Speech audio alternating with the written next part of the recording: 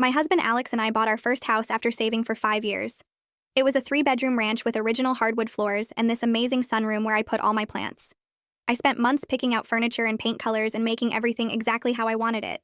We had Alex's family over every Sunday for dinner, and his sister Dina would always show up late with her husband Roy, who owned a chain of gyms. They lived in this huge colonial across town that probably cost 3 times what ours did. Dina never said she liked our house, but she'd walk around studying everything like she was memorizing it. When we had our housewarming party, Dina spent the whole time taking notes in her phone. She measured my couch with her hands. She took the cushions off to check the brand. She asked where every single thing came from and how much it cost. I thought she was judging our cheap furniture, but she kept saying everything was adorable. 2 weeks later, Dina called, insisting we come for dinner. I walked into her living room and stopped dead. She had the exact same couch as us, but in Italian leather. Same color, though, the exact sage green. Same throw pillows, but embroidered. Same coffee table, but marble instead of wood. Same lamp from Target, but she bought 6. Even the same wall color, which was this specific green-gray I'd custom mixed at the paint store. Alex laughed and said imitation was flattery, but I felt violated. Dina walked us through the house, pointing out everything. She'd copied my bathroom rug, but got it in Egyptian cotton. She'd bought my exact dining chairs, but had them reupholstered in velvet. She'd stolen my kitchen backsplash pattern, but used handmade tiles from Italy. Every single thing was mine, but more expensive. Roy kept bragging about how much everything cost, while Dina pretended she came up with it all herself. A month later, my mom visited from Florida and brought me these vintage plates from an estate sale. They were white with tiny blue flowers and gold edges, probably from the 60s. I hung them on the dining room wall in this pattern I saw in a magazine years ago. I posted one photo online because my mom wanted to see them displayed. 3 days later, Dina called, demanding the estate sale information. I told her it was a one-time thing in Florida and the plates were unique. That weekend, Dina showed up with plates she'd commissioned from an artist to look identical. Except hers were a full set of 24, and she added matching teacups. She hung them exactly like mine, but hired someone to install professional museum lighting. This became her pattern. I got a bird feeder. Dina built a heated bird sanctuary. I planted tomatoes. Dina installed a greenhouse. I put up fairy lights. Dina had an electrician wire permanent fixtures with an app to control them. I painted an accent wall navy. Dina flew in a painter from New York to do the same color with gold leafing. I refinished a thrift store dresser in butter yellow. Dina had a furniture maker build her one for $9,000. She'd invite everyone over for tours and stand there explaining her design choices like she invented them. She'd describe my exact color combinations as her personal discovery. She'd show off my furniture arrangements and call them her signature style. Her friends would compliment her creativity while she absorbed the praise for my ideas. Alex told me to be flattered, but I was furious. She was stealing my creativity and buying herself credit for it. The final straw was when I made these macrame plant hangers after watching tutorials online for weeks. Dina saw them and immediately hired someone to make her dozens in silk rope with crystal beads woven in. She told everyone at Thanksgiving that macrame was her new passion, and she'd been practicing for months. That's when I decided to destroy her house without touching it. I started leaving design magazines around when Dina visited, but I'd doctor them first. I'd circle the ugliest things and write notes like perfect or must have now. Zebra print wallpaper, chrome furniture shaped like animals, carpets that looked like grass. Dina photographed every single page. Then I bought the most hideous lamp ever created at a garage sale. It was a 3-foot pineapple wearing pink sunglasses with a hula skirt for a shade. I put it in our entrance and told everyone it was from a famous artist who died. I made up a whole story about how his work was in museums. Dina spent 3 weeks hunting down the seller and paid him $800 to make her a custom 6-foot version with real palm fronds. For phase 2, I painted one wall in the basement the most disgusting orange possible, like hazard cone meets baby puke. I told Dina it was a discontinued color called Tuscan Sunrise that designers were hoarding. She painted her entire first floor that color. The masterpiece was when I told Dina about my secret renovation project. I showed her a vision board covered in circus and clown pictures. I said it was for a meditation room because clowns represented pure joy in Buddhist philosophy. I made up quotes from fake design gurus. I even created a fake invoice for a 20-foot clown statue I'd supposedly ordered from Japan. Dina spent $40,000 turning her basement into a circus hellscape. Requested Reds is on Spotify now. Check out link in the description or comments. Full-sized clown statue from Japan cost $40,000, and Dina invited everyone over for a holiday party to show it off. I stood in the back of her basement with my phone out, recording every single reaction. The basement looked worse in person than I'd even imagined it would. She had circus posters covering every wall, like the kind you'd see at an actual carnival with tigers jumping through fire rings and acrobats hanging from trapezes. She'd hung streamers in red and yellow stripes from the ceiling so the whole room felt like you were standing inside a big top tent. The furniture was all painted in primary colors, bright reds and blues and yellows that hurt to look at under the track lighting she'd installed. There were clown paintings everywhere, not just one or two, but at least a dozen of them in different sizes. One was 6 feet tall and showed a clown with a tear painted on his face holding balloons. Catalina stood in front of that one for a long time, just staring at it with this look on her face like she was trying to figure out if it was a joke. Dina walked around the room with her arms spread wide, explaining to everyone how clowns represented pure joy in Buddhist philosophy, and how she'd been researching meditation spaces for months. She kept using words like enlightenment and inner peace while gesturing at a poster of a clown riding a unicycle. Her face was glowing, absolutely beaming with pride like she'd created something revolutionary. I zoomed in on Catalina's expression as Dina explained the spiritual significance of circus imagery. Catalina's mouth was doing this weird thing where it looked like she wanted to smile to be polite but couldn't quite make it happen. Other people were nodding along, but their eyes kept darting around the room like they were looking for hidden cameras. Someone asked where she got the idea, and Dina launched into this whole story about discovering an article by a famous designer who used clown imagery in high-end homes. I had to bite my lip to keep from laughing because I'd made up that designer completely, invented his whole biography and everything. Roy found me by the stairs and pulled me aside, away from the main group. He put his hand on my shoulder and thanked me for inspiring Dina's meditation space. He said she'd been so excited about this project, more excited than he'd seen her about anything in years. I nodded and made some comment about how unique it was. Roy told me the clown statue from Japan cost $12,000 and wouldn't arrive for another month because it was being custom-made by an artist. He pulled out his phone and showed me pictures of it. This massive thing that looked like it belonged in a horror movie, not a meditation room. The statue was 20 feet tall with arms spread wide and this massive grin painted on its face. Roy said they'd have to reinforce the basement ceiling to hang it properly. He was so proud of how much money they were spending, kept emphasizing the $12,000 like it proved something. I felt this weird mix of satisfaction and guilt sitting in my stomach. Part of me wanted to laugh at how completely I'd fooled them both. The other part was starting to realize that $12,000 was a lot of money to waste on a prank, even if Dina deserved it for all the copying. When I got home, Alex was already in bed reading. I climbed in next to him and pulled out my phone, showing him the video I'd taken. We watched Dina gesturing at the circus posters while her friends exchanged these uncomfortable glances behind her back. Alex laughed at first, actually laughed out loud at the part where Dina explained the Buddhist philosophy of clown meditation. But then he stopped laughing and looked at me with this weird expression. He asked if maybe I'd taken this too far. I felt myself getting defensive immediately. I reminded him that he'd spent months telling me to just ignore Dina's copying, to be flattered by it, to let it go. I said that he'd made me feel crazy for being upset about it in the first place. Alex put his phone down and said that was true. He had dismissed my feelings, but this felt different. He pointed at the screen where you could see the 6-foot clown painting in the background. He said that was cruel, not just revenge. I argued that Dina had been cruel first, stealing my ideas and taking credit for them in front of everyone. Alex said 2 wrongs didn't make a right, which made me want to throw my phone at him because that's what people say when they don't have a real argument. The next Sunday dinner at my parents' house was so awkward I wanted to leave within 5 minutes of arriving. Everyone had seen Dina's clown basement by now, either in person or through the photos she'd posted online.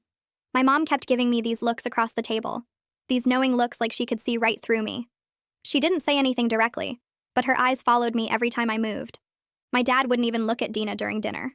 He focused on his plate and answered her questions with 1 or 2 words. When Dina tried to talk about her meditation space, he suddenly got very interested in passing the potatoes. Alex's parents were trying too hard to act normal, asking lots of questions about work and the weather and anything except the basement. Dina seemed oblivious to how weird everyone was acting. She showed everyone more pictures on her phone, zooming in on different clown paintings and explaining their spiritual significance. Roy nodded along and added details about how much each piece cost. I pushed food around my plate and tried not to make eye contact with anyone. My mom asked me to help her in the kitchen even though nothing needed help.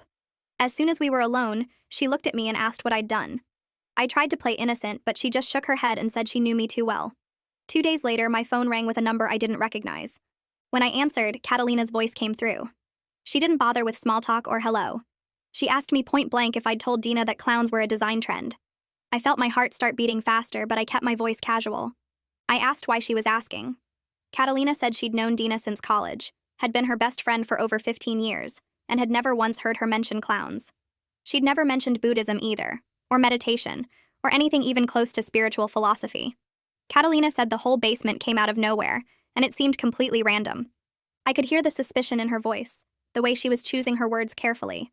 She said she'd been at my house before and noticed how Dina's living room looked almost identical to mine. She'd noticed the same dining chairs and the same paint colors. She'd thought it was weird at the time but hadn't said anything because it wasn't her business. I told Catalina that Dina must have discovered the clown trend on her own through research. My voice sounded fake even to me. Catalina went quiet for a long time. So long I thought maybe the call had dropped. Then she said she'd noticed how similar Dina's house looked to mine. She said it wasn't just one or two things, it was everything. The furniture arrangements, the color schemes, the decorative choices. She asked if Dina had been copying my house. My stomach dropped. Someone finally saw what had been happening. Someone finally noticed that Dina wasn't some creative genius but a copycat who stole other people's ideas. I wanted to tell Catalina everything right then. Wanted to explain the months of copying and the violation and the revenge. But I couldn't. If I admitted I'd tricked Dina into the clown basement, I'd have to admit I was capable of that level of manipulation. So I said something vague about how Dina and I had similar taste. Catalina made this sound like she didn't believe me at all. She said she was going to talk to Dina about it because something felt really off. 2 weeks passed and winter settled in hard. The light changed, got weaker and grayer, and that's when Dina called me. Her voice sounded desperate. She said the orange paint on her first floor looked even worse in winter light. She called it a contractor mistake, said the painter must have mixed the wrong shade. I bit my tongue to keep from pointing out that she'd picked the color herself after I'd told her it was discontinued and special. She asked for the name of my painter because she needed someone to fix it fast. She couldn't stand looking at the walls anymore. Every morning she woke up and the orange made her feel sick. I told her I'd text her a name. After we hung up, I opened my laptop and searched for painters with terrible reviews. I found one guy who had a 1-star rating and multiple complaints about uneven work and not showing up on time. People said he worked cheap and fast and did sloppy jobs. Perfect. I texted Dina his number. Dina hired him immediately. She called me 3 days later to say he'd start the next morning. A week after that, she called again and she was crying. The painter had made everything worse. He'd painted right over the orange without proper primer and the new color was streaky and uneven. You could see the orange bleeding through in patches. He'd gotten paint on her hardwood floors and hadn't cleaned it up properly. He'd left halfway through the job and wasn't returning her calls. Dina said her house was falling apart and she didn't know what to do. I made sympathetic sounds while feeling absolutely nothing inside except maybe a little bit of satisfaction. She asked if I knew anyone else who could fix it. I said I'd ask around. Alex came home from work that evening and I knew something was wrong by the way he closed the door. He didn't kiss me hello or ask about my day. He just stood in the kitchen and looked at me. He said Dina had called him crying about her house falling apart. The paint was a disaster. The basement looked ridiculous and she was spending thousands of dollars trying to fix everything. Alex asked me directly if I was somehow responsible. I could see in his eyes that he already knew the truth. He'd figured it out. Probably had been figuring it out for weeks. I thought about lying. But what was the point? He already knew. I admitted everything. The magazines with the circled ugly furniture. The pineapple lamp with the made-up artist story. The orange paint that I'd told her was discontinued. The clown room with the fake Buddhist philosophy and the invented design gurus. I even told him about the fake invoice for the 20-foot statue. Alex stared at me the whole time I was talking, and his expression changed from suspicious to shocked, to something I couldn't quite read. When I finished, he was quiet for a long time. Then he said he didn't recognize this version of me. He said the person who would spend months planning elaborate revenge on his sister wasn't someone he knew.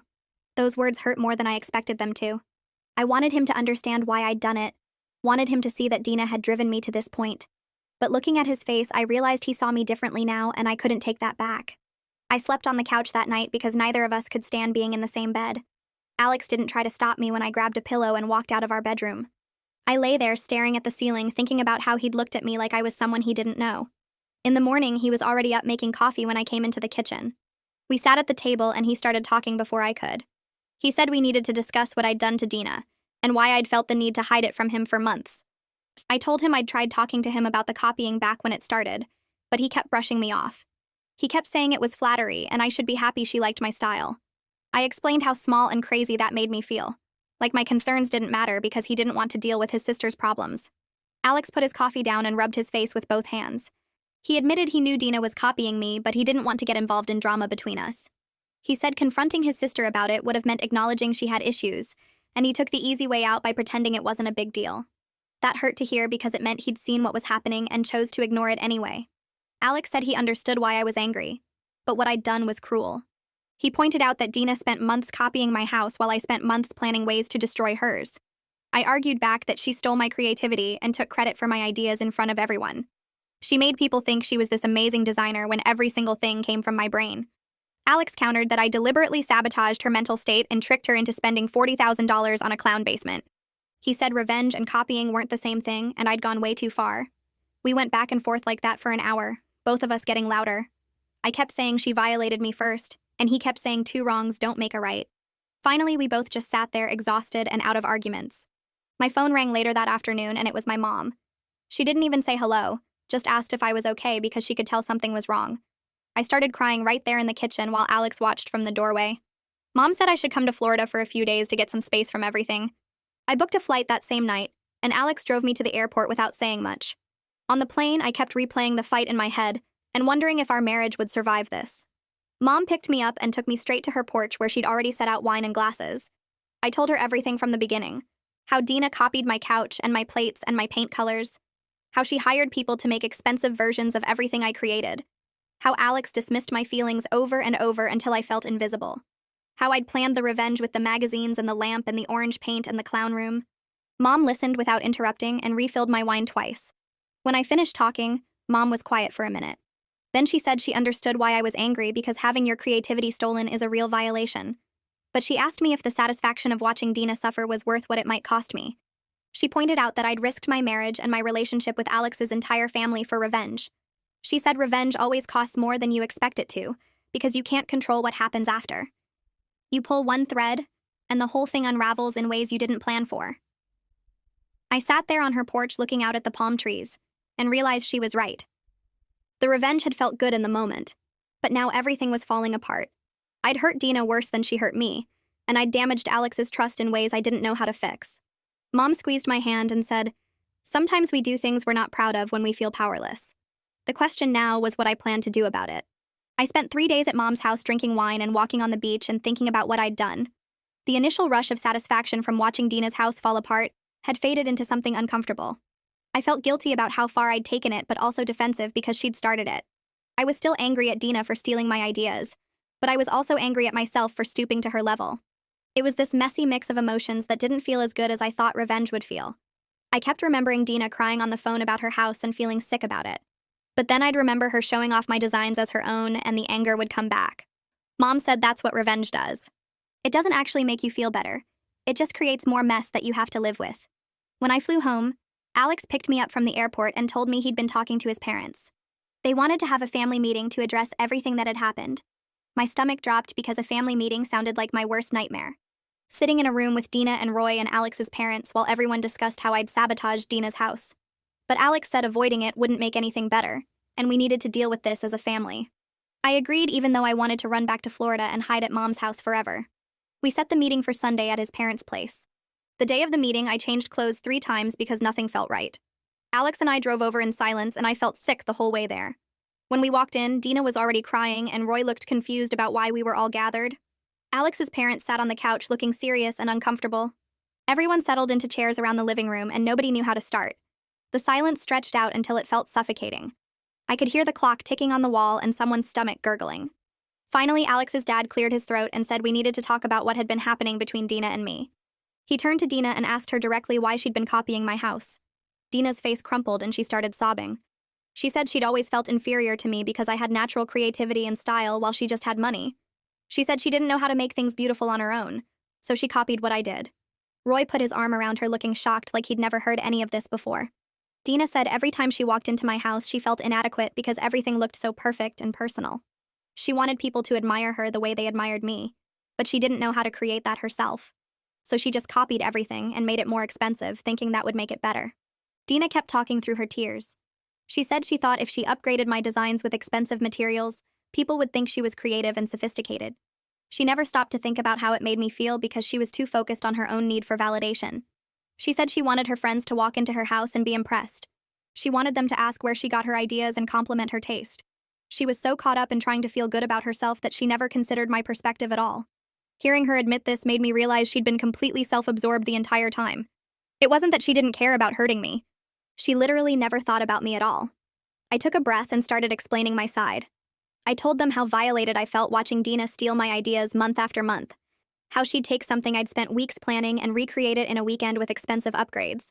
How she'd show it off to everyone like she'd invented it herself. How Alex kept dismissing my concerns and making me feel crazy for being upset. I explained that I felt invisible and powerless watching someone take credit for my creativity. Dina looked genuinely shocked as I talked. Her eyes got wider and she kept shaking her head like she couldn't believe I'd felt that strongly.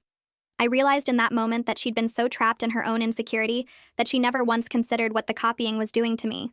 She'd seen me as this person who had everything together, not as someone who could be hurt by her actions. Roy turned to look at Dina, and then back at me, and his face went bright red. He started shifting in his seat and rubbing the back of his neck. He said he honestly thought Dina just loved decorating and had finally found her passion. He never questioned where any of the ideas came from because she seemed so excited about everything. He admitted he bragged about the costs because it made him feel successful to show everyone how much they could afford. He looked down at his hands and said he should have paid more attention to what was actually happening instead of just writing checks. Alex's mom leaned forward in her chair and looked straight at me. She asked me directly if I sabotaged Dina's house on purpose. The whole room went quiet. I could hear the refrigerator humming in the kitchen. Everyone was staring at me, waiting for my answer. I took a deep breath and said yes. I told them about the magazines and the pineapple lamp and the orange paint and the clown room. I explained how I planned everything over months to get revenge for the copying. Alex's parents just sat there processing what I said. His mom's mouth was hanging open slightly. His dad was gripping the armrest of his chair. I could see them realizing I was capable of months of calculated planning to humiliate their daughter. Dina looked like I'd slapped her. Dina's face crumpled and tears started running down her cheeks again. She said she couldn't believe I would do something so mean on purpose. She said I deliberately humiliated her and made her look stupid in front of everyone. She was right. I apologized for taking it as far as I did, but I also told her that her copying was a violation too. I explained that she stole my creativity and my identity and took credit for all my ideas. I said she needed to understand that what she did was wrong, even if my revenge was also wrong. She wiped her eyes with her sleeve and nodded, but she looked destroyed. Alex cleared his throat and everyone turned to look at him. He said he failed both of us by not taking the situation seriously from the start. He admitted that when I first told him about the copying, he dismissed it as no big deal. He said if he'd actually listened to me and helped address Dina's behavior early on, neither of us would have ended up doing what we did. He looked at Dina and then at me, and said he was sorry for making both of us feel like we had to handle this alone. His voice cracked a little when he said it. Alex's dad sat forward and put his elbows on his knees. He looked at Dina and said she needed to work on figuring out who she actually is. He said she's been comparing herself to other people her whole life and it's making her miserable. He told her she has so much going for her, but she can't see it because she's too busy looking at what everyone else has. He said he would pay for therapy to help her understand why she feels so bad about herself despite having money and a nice house and people who love her. His voice was gentle but firm. Dina took a shaky breath and said she would go to therapy. She turned to me and apologized for copying everything. She said she was sorry for stealing my ideas and taking credit for them. Her apology sounded real but also incredibly sad. I could see her starting to understand how weird her behavior was, and it was crushing her. She kept saying she didn't realize how bad it had gotten. She looked smaller somehow, like she was shrinking into herself. Roy put his arm around her and she leaned into him. I apologized again, and this time I really meant it. I told Dina I was sorry for the revenge and for deliberately hurting her. I said I could see now how much damage I caused and it went way too far. I still thought her copying was wrong, but I recognized that my response was mean and out of proportion. I said I should have just talked to her directly instead of planning this whole elaborate scheme. She nodded and wiped her eyes again. The room felt heavy with all the things we'd done to each other. Roy spoke up and said he was sorry too. He apologized for enabling Dina by funding everything without asking questions. He admitted he liked showing off their expensive house to people. He said he didn't care where the ideas came from as long as their friends were impressed. He realized now that he made everything worse by just throwing money at whatever Dina wanted. He said he should have noticed something was wrong and helped her work through it instead of just buying more stuff. Alex's mom suggested we needed clear boundaries going forward. We all agreed that Dina wouldn't copy my designs anymore and I wouldn't sabotage her house. Dina said she would work with a professional interior designer to develop her own style. I promised to stop leaving fake design magazines around when she visited. We talked about how we could rebuild trust and have a healthier relationship. It felt like we were all trying to figure out how to move past this mess we'd created. The conversation was awkward but necessary. Dina suddenly remembered the clown statue and her face went pale. She said the $12,000 statue from Japan was still coming in about a month. She looked at me and asked if I would help her figure out what to actually do with her basement. I was surprised she wanted my help after everything, but I could see it was her way of trying to start over and maybe learn to develop her own taste. I agreed to help her. It felt like a chance to do something constructive instead of destructive for once. Our first meeting happened 3 days later at a coffee shop near her house. Dina showed up with a huge binder full of magazine clippings and Pinterest screenshots, all of them showing my style copied back at me.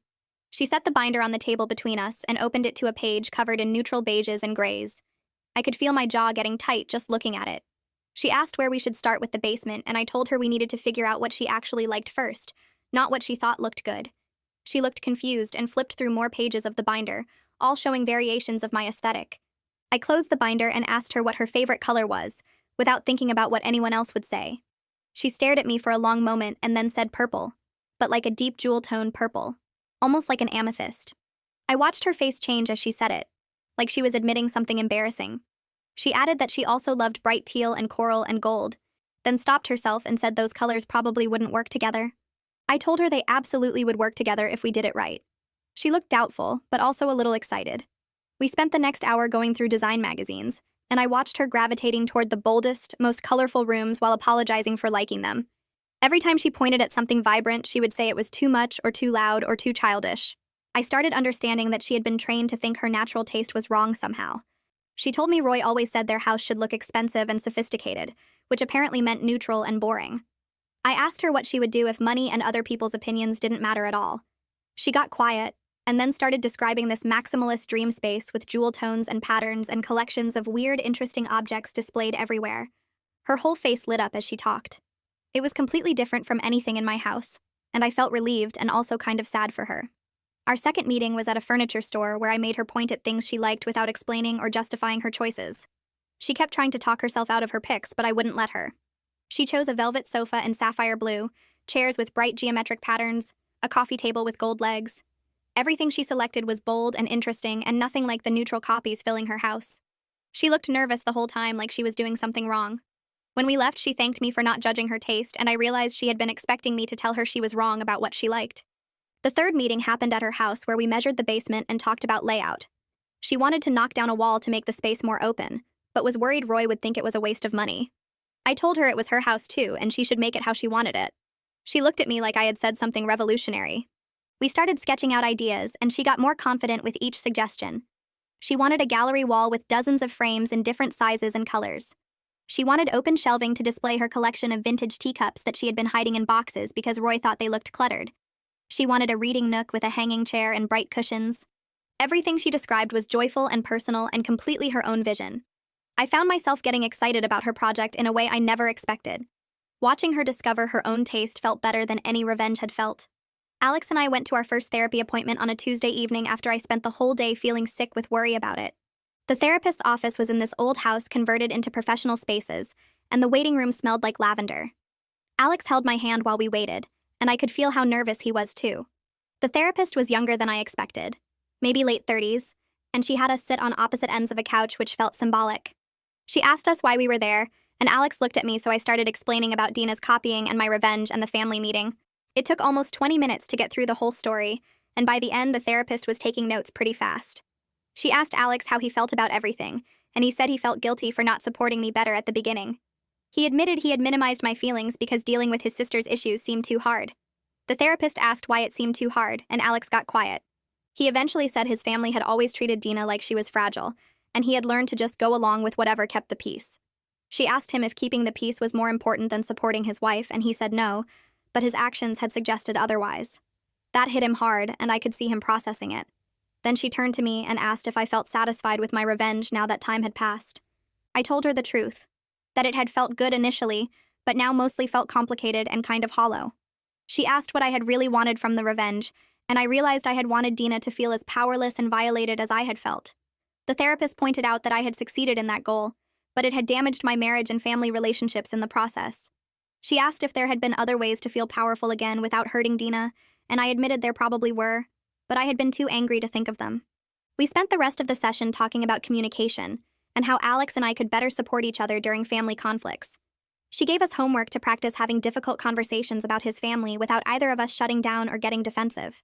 Walking out of there, I felt exhausted, but also lighter somehow. Orion called me the day after I posted about Dina's basement plans on social media. He said he had been following the whole situation with fascination and wanted to help Dina find her style as a professional courtesy.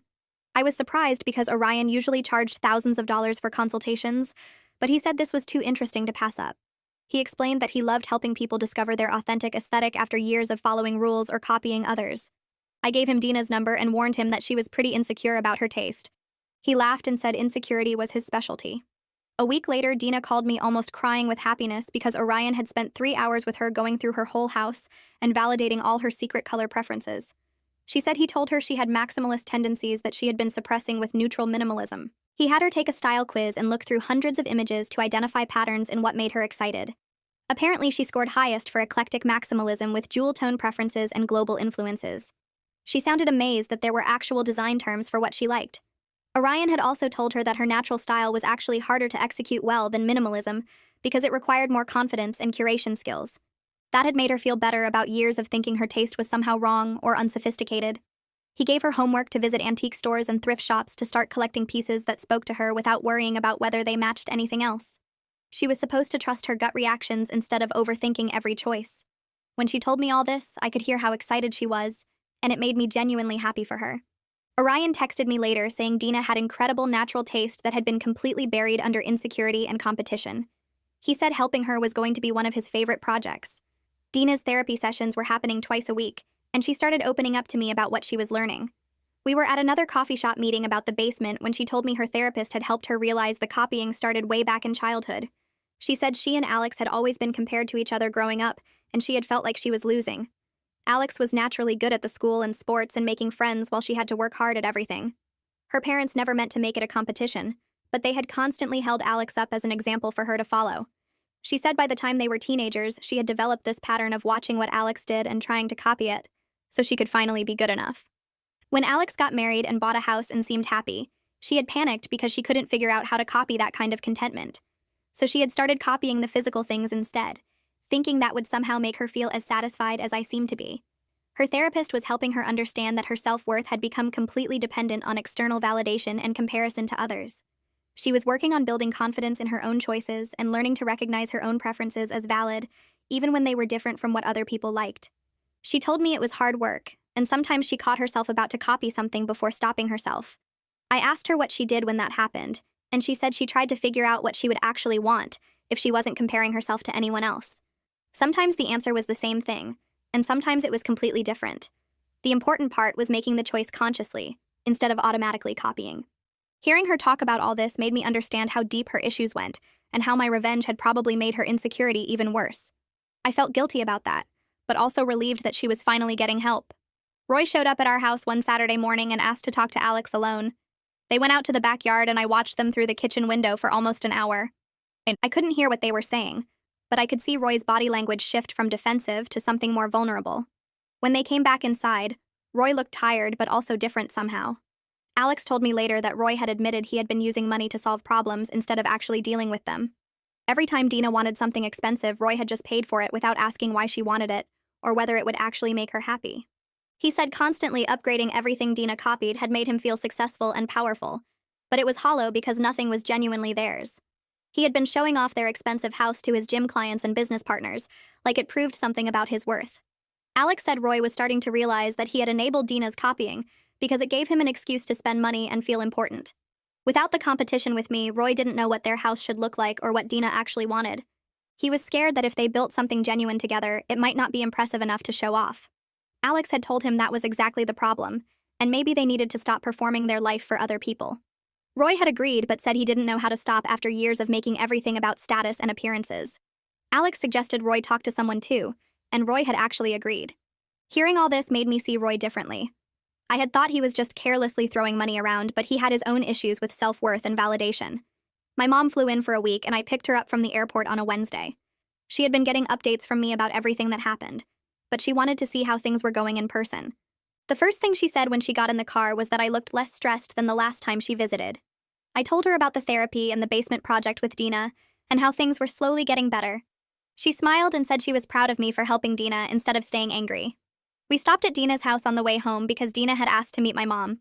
I was nervous about it, but Dina greeted us warmly and showed my mom the basement progress. The clown stuff was all gone and the walls were painted this gorgeous deep purple. Dina had found an amazing vintage rug in coral and gold that tied the whole color scheme together. My mom complimented everything, and Dina actually accepted the compliments instead of deflecting them. Then Dina asked if my mom had time to talk privately, and my mom said yes. They went into the kitchen, and I stayed in the basement looking at paint samples. I could hear their voices, but not their words. They were in there for almost 45 minutes. When they came out, my mom was holding Dina's hand, and Dina's eyes were red from crying, but she was smiling. On the drive home, my mom told me she had shared her own stories about feeling inadequate as a young wife and mother. She said when she married my dad, she had felt like she was competing with his successful career and interesting life. She had tried to make herself into what she thought a good wife should be instead of figuring out who she actually was. It had taken her years to develop confidence in her own identity and stop comparing herself to other women. She had told Dina that the comparison trap was something a lot of women struggled with, and Dina wasn't alone or broken. My mom said Dina had cried with relief at hearing that. I felt grateful that my mom had been willing to be vulnerable with Dina like that. Catalina called me out of nowhere on a Sunday afternoon and asked if we could meet for coffee. We had never hung out one-on-one before, so I was curious. She picked a place halfway between our houses and was already there when I arrived. She ordered us both lattes and then said she needed to tell me something. She explained that she had been relieved when the copying stopped because watching it had made her really uncomfortable. She said she had tried to hint to Dina that copying my house was weird, but Dina had gotten so defensive that Catalina couldn't get through to her. Every time Catalina suggested Dina develop her own style, Dina had acted like Catalina was attacking her. Eventually, Catalina had stopped trying because it was damaging their friendship. She said she had felt guilty for not pushing harder, but she also hadn't known what else to do. I told her I didn't blame her because Dina clearly hadn't been ready to hear it. Catalina said she was glad everything had come out in the open, even though the way it happened was messy. She admitted she had suspected I had something to do with the clown basement because it was so wildly different from my usual taste. I asked if she thought I was a terrible person, and she laughed and said no, just creative with her revenge. She said Dina had needed a wake-up call, and conventional approaches clearly weren't working. We ended up talking for 2 hours about design and families and the weird dynamics that develop between women. By the end, I felt like I had made an actual friend instead of just my sister-in-law's friend. Catalina said she hoped we could hang out more now that things were less tense. 3 months after the family meeting, I got a text from Dina with a photo attached. The basement was completely finished, and it looked incredible. The purple walls were covered with a gallery wall of frames in gold and coral and teal, each one holding art or photos or vintage prints she had collected.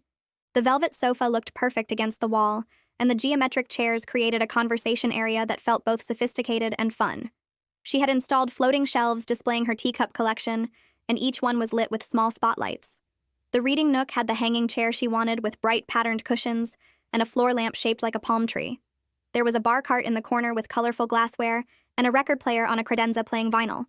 Every single element was bold and joyful and completely Dina. Nothing about it looked like my house or anyone else's house. It was purely her own vision executed beautifully.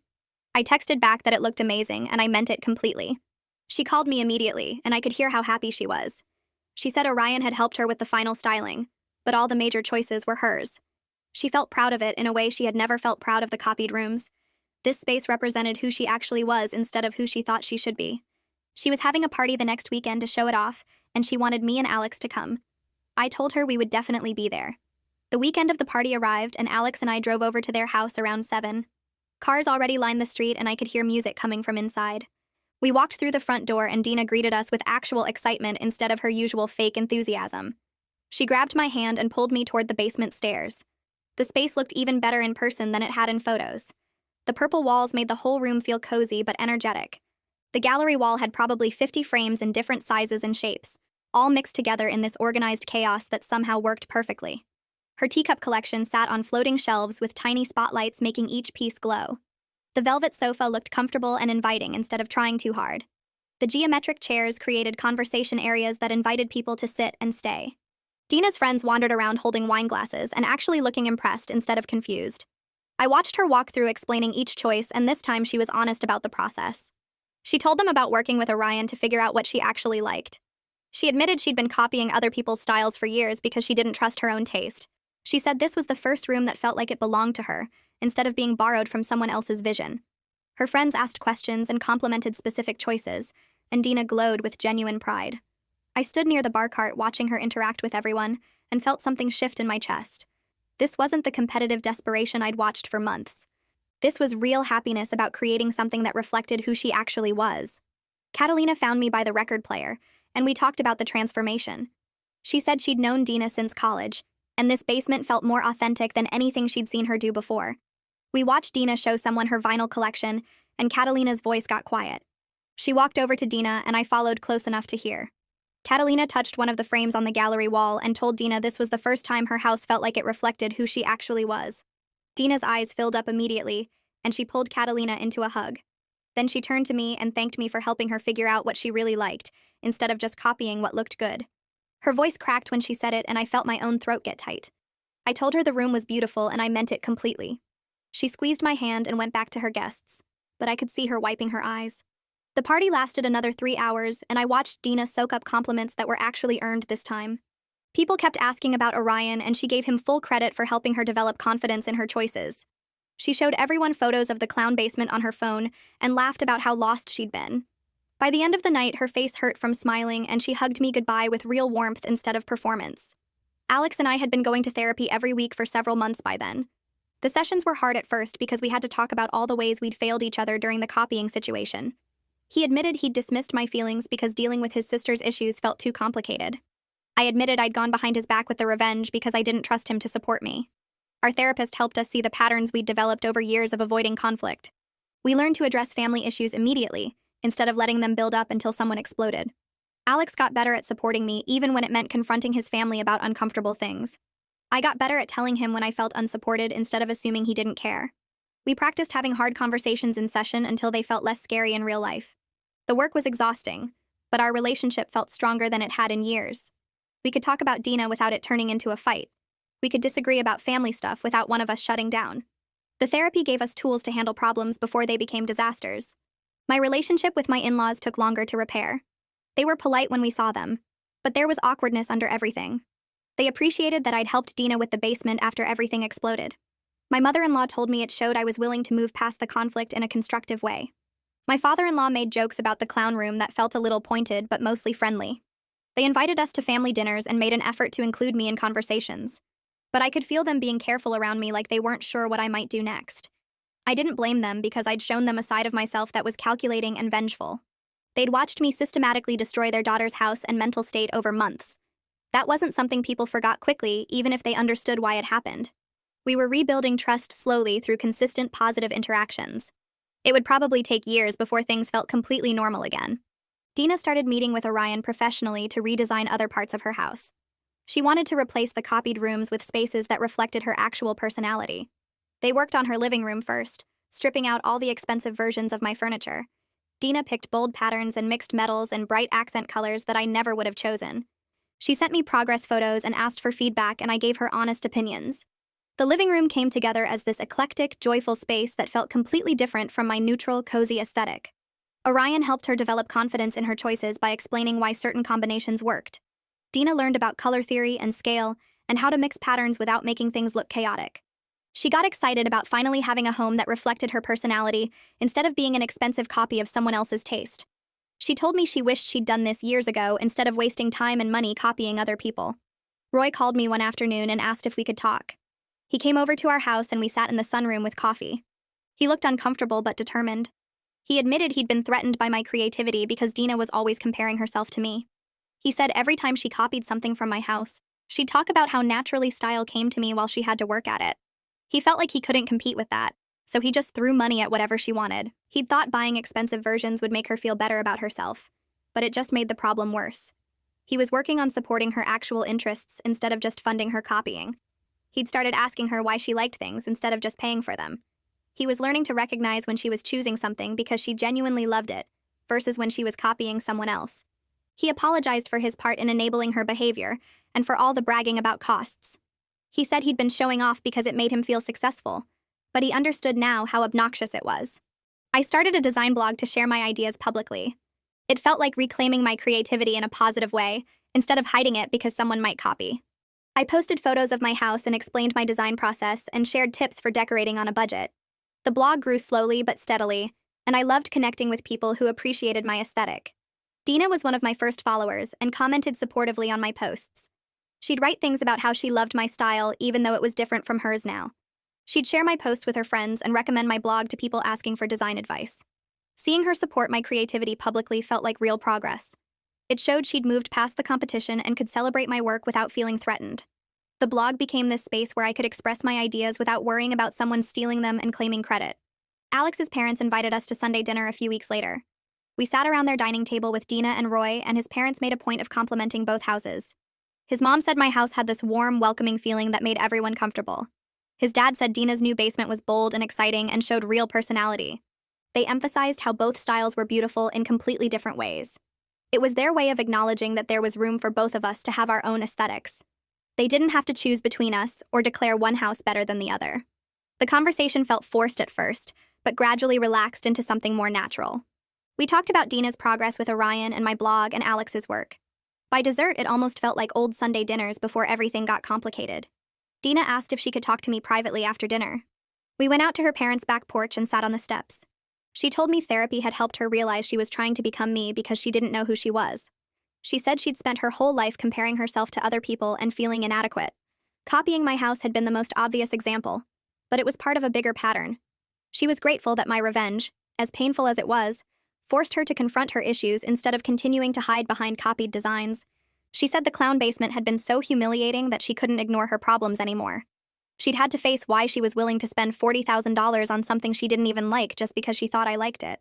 The therapy was helping her build an identity based on her actual preferences, instead of what she thought would impress people. I admitted to Dina that I took the revenge too far because I felt powerless and wanted to hurt her the way she hurt me. I told her I could have confronted her directly, or talked to Alex's parents, or just stopped inviting her over. Instead, I chose the most hurtful option, because I wanted her to suffer.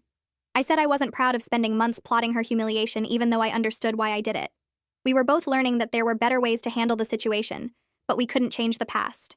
We could only move forward differently by being honest about our feelings and respecting each other's boundaries. Dina said she forgave me for the revenge, and I told her I forgave her for the copying.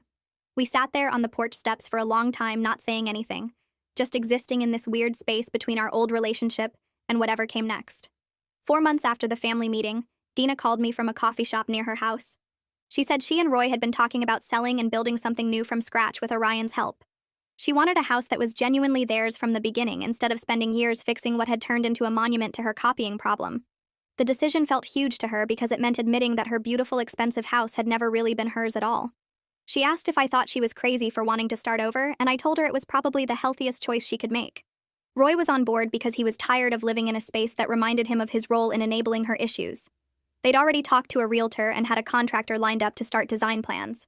Orion was excited to help them create something that reflected Dina's actual taste instead of her copied version of mine. She sounded nervous, but also more energized than I'd heard her in months. I went over to help Dina pack up her house a few weeks later when the sale went through faster than expected. We started in the living room and immediately came across the 6-foot pineapple lamp with the hula skirt shade. Dina looked at it for a long moment and then started laughing, so hard she had to sit down on her Italian leather couch. She said she couldn't believe she'd paid $800 for something so hideous just because she thought I liked it. I admitted the whole famous dead artist story was completely made up, and she laughed even harder. We loaded it into her car to donate to the thrift store where it would probably terrify some other unsuspecting person. She said someday she'd be able to laugh about the clown basement too, but she wasn't quite there yet. The basement was still completely intact with its circus posters and red and white striped walls because she couldn't bear to deal with it before moving. We avoided going down there while we packed, which felt like an unspoken agreement between us. The rest of the packing went surprisingly well considering how weird the situation was. Dina kept finding things she'd copied from me, and we'd pause to talk about why she bought each one. The custom plates that matched my vintage ones, the velvet dining chairs, the handmade Italian tiles. Each item became a little moment of honesty about her insecurity and my revenge. Alex and I hosted Thanksgiving at our house that year, and for the first time in months, it felt relaxed and genuine. Dina arrived on time carrying a dish she'd created herself instead of copying one of my recipes. It was this wild mushroom and goat cheese tart that looked nothing like anything I would make. Everyone noticed and complimented her originality, which made her smile in a way that seemed more real than her usual pleased expression. Roy brought wine and didn't mention how much it cost even once during the entire evening. My parents flew in from Florida, and my dad spent 20 minutes talking to Alex about work stuff while my mom helped me in the kitchen. Alex's parents arrived with rolls and this nervous energy like they weren't sure if everything was really okay between all of us.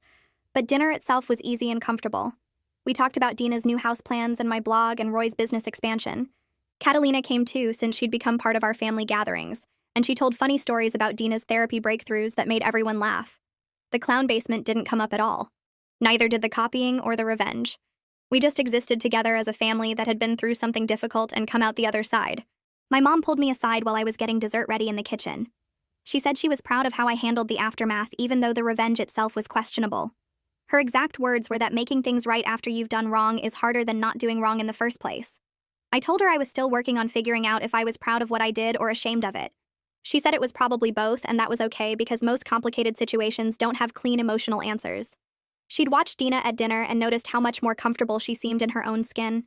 My mom thought the whole situation, as messy as it was, had forced growth that might not have happened otherwise. I asked if that made the revenge worth it, and she said she couldn't answer that for me. She reminded me that intentions and outcomes are two different things, and I'd have to decide for myself if the pain I caused was justified by the change it created. Then she handed me the pie, and we went back to the dining room where everyone was laughing at something Roy said. Dina's new house plans arrived by email a week later, and I opened them on my laptop at the kitchen table. They were completely different from mine in every possible way. Modern and bold where mine was traditional and cozy. Sharp, clean lines instead of my curved furniture and soft textures. A color palette of blacks and whites and deep jewel tones instead of my neutrals and pastels. Floor-to-ceiling windows instead of my smaller traditional ones. An open concept layout instead of my defined rooms. Watching her get excited about her own vision without any reference to my choices felt like the real resolution to everything that happened. She'd sent the plans with a message asking what I thought, and I could tell from her words that she genuinely wanted feedback, not validation. She wasn't asking if I liked her style. She was asking if I thought her ideas worked well together for the space she was creating. That difference meant everything. I wrote back with genuine enthusiasm about her bold choices and suggested a few small tweaks to the layout that I thought would improve flow. She responded within minutes, thanking me and saying she loved the suggestions. Catalina and I started meeting for coffee every few weeks after Thanksgiving. We'd bonded over our shared experience of watching the copying situation spiral out of control from different perspectives. She told me she was glad I finally did something about it, even if my methods were extreme. She'd noticed the copying early on, but didn't know how to bring it up with Dina without damaging their friendship. She'd tried dropping hints about how similar Dina's house looked to mine, but Dina would get defensive and change the subject. Catalina admitted she'd been relieved when everything exploded because it meant the issue was finally out in the open where it could be addressed. She'd encouraged Dina to stick with therapy even when Dina wanted to quit after the first few sessions. Now she was watching Dina develop actual confidence in her own taste, and it felt like meeting a different version of her best friend. We talked about other stuff too. Normal friend stuff about work and relationships and plans. But the copying situation had created this foundation of honesty between us that made the friendship feel real from the start. Roy's business partner Sanjay came to one of our Sunday dinners in December. He'd been traveling for work during most of the drama and was catching up on everything that happened. Halfway through dinner, he mentioned that he'd noticed the copied decor months ago when he'd visited both houses for different events. He said he didn't say anything at the time because it seemed like a family issue that wasn't his place to address. His comment made me realize that other people saw what was happening, which validated that I wasn't crazy for being upset. Alex's dad asked Sanjay what he'd thought when he noticed the similarities, and Sanjay said honestly it had made him uncomfortable. He'd wondered if Dina was okay because the copying seemed obsessive in a way that suggested something deeper was wrong. Roy looked embarrassed and admitted he'd been so focused on affording the expensive versions that he never stopped to question why Dina wanted to copy everything in the first place. Sanjay's outside perspective helped everyone see the situation more clearly as something that had affected more than just me and Dina. 6 months after everything exploded, Alex and I were stronger as a couple because we learned to fight productively and support each other through family drama. We'd figured out how to disagree without dismissing each other's feelings, which had been our biggest problem during the copying situation. Alex was better at recognizing when his family's behavior was affecting me, and I was better at bringing up issues directly instead of letting them build into resentment. Our couples therapy sessions had given us tools for handling conflict that we used regularly. The whole situation tested our marriage in ways I didn't expect, but it made us more resilient. We trusted each other more because we'd survived something difficult together. Alex said he was grateful in a weird way that everything happened, because it forced us to develop communication skills we probably wouldn't have built otherwise. I agreed, even though I still wished we'd found a less painful way to learn those lessons. Dina sent me a photo of her new house's design plans one afternoon, with a message asking for my honest opinion. The plans had evolved since the first version she'd shown me, with more details and refinements. I loved that she was confident enough now to ask for feedback without worrying that I'd judge her, or that she was copying me. The plans showed a house that was completely her own vision, bold and modern and nothing like mine. I studied them carefully and noticed a few spots where small changes would improve the flow or functionality. I sent her detailed thoughts about the kitchen layout and the master bathroom design and the placement of windows in the living room. She wrote back immediately thanking me and saying this was what she wished our relationship had been like from the beginning. I gave Dina genuine feedback on her plans over the next few days as she refined the designs. My suggestions were about enhancing her vision rather than changing it to match mine, which felt like an important distinction. She'd ask specific questions about whether a certain color combination worked or if a furniture arrangement made sense, and I'd respond with honest thoughts that respected her aesthetic choices. She thanked me repeatedly and said having my support meant everything to her. She told me she'd been terrified to share the plans because part of her worried I'd think she was copying again, even though the designs were completely different. I assured her that these plans were obviously her own, and I was excited to see her create something that reflected who she actually was. She said this collaborative process was what she'd wanted all along but hadn't known how to ask for, so she'd taken the shortcut of just copying everything instead. My in-laws pulled me aside after one of our Sunday dinners about a month after Dina's house plans were finalized. We stood in their kitchen while everyone else watched TV in the living room. They thanked me for helping Dina discover who she actually was, instead of just copying other people. My mother-in-law said the journey was messy and painful for everyone, but the result was worth it. She admitted they'd spent years comparing Dina to other people, especially me, without realizing how much damage it caused. My father-in-law said they'd always praised my creativity and style in front of Dina, which made her feel like she could never measure up. They'd created the insecurity that drove all the copying behavior. I told them I appreciated their honesty, and that we all played a part in what happened. The conversation felt like closure on something that had been weighing on all of us for months. Alex and I talked about it later that night while we cleaned up our kitchen. He suggested we host a housewarming party for Dina and Roy once their new house was built. The idea felt perfect, like coming full circle from where everything started. Dina should have celebrated my creativity when we had our housewarming instead of taking notes to copy everything. Now we could celebrate her genuine creativity and her own vision without any copying or competition between us. I loved the symbolism of it, and told Alex we should make it a big party with all our family and friends. He smiled and said it would show everyone that we'd moved past the drama and become a stronger family because of it. I spent some time thinking about everything that happened over the past year. The whole experience taught me something important about creativity and violation. Having my ideas copied didn't make them less valuable or diminish my creativity in any way. But it did violate something personal, like someone was stealing part of my identity and passing it off as their own. The revenge gave me satisfaction for a little while, but that feeling faded quickly and left me feeling guilty and small. Helping Dina find her own style gave me something much better, a lasting peace that came from doing the right thing even after I'd done so many wrong things. Our family relationships were stronger now because we'd all learned to communicate better and set proper boundaries with each other. 8 months had passed since the clown basement reveal that started everything unraveling. I was genuinely happy with how things turned out, even though the path to get here was messy and painful. Dina had her own identity now and was excited about creating a home that reflected who she actually was. Alex and I were stronger as a couple because we'd learned to fight productively and support each other through family drama. Our whole family had better boundaries and healthier communication patterns that would serve us well for years to come. The path was messy, and I wasn't proud of everything I did during my revenge campaign. But we all grew from the experience and came out better people on the other side. Sometimes the hardest lessons teach us the most important things about ourselves and the people we love.